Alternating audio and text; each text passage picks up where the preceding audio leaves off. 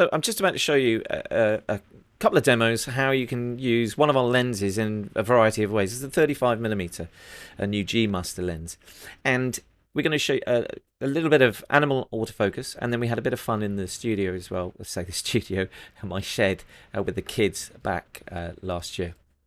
So in testing this product. So I'm just going to play this while we chat. So first of all, we set up with getting the camera on a A7R Mark IV with a 35mm G Master. I'm setting up the camera here to be set up for animal IAF, and here we go. It's as simple as that. You go from human to animal in the camera. So this is a recorder in the back of the camera at the time, and you make sure that the eye display is on.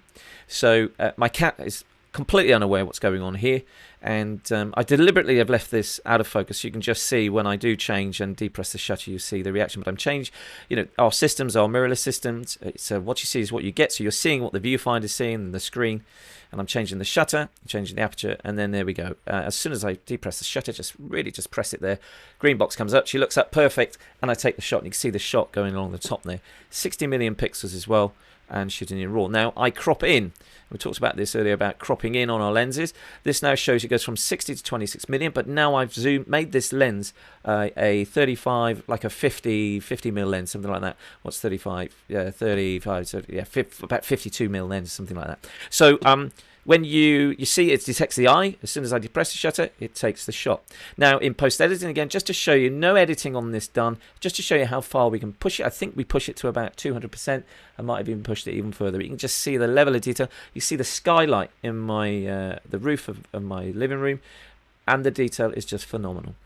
Okay, so this is my son, and he is in my shed where I'm doing this broadcasting here.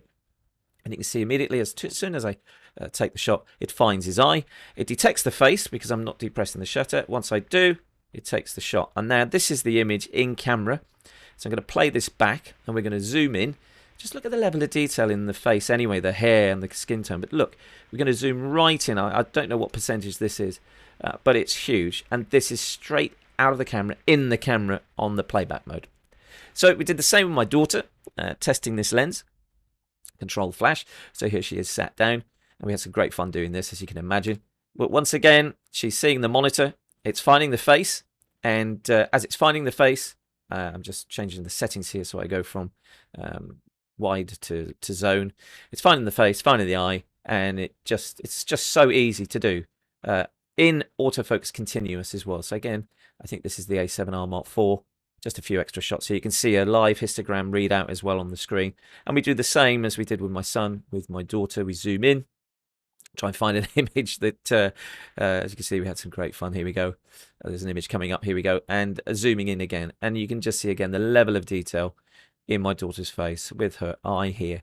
It's just pin shot. So G Master's giving you that absolute clarity in sharpness. And again, post-editing, just to have a look at the eye again, zooming in again, I think 200%, something like that.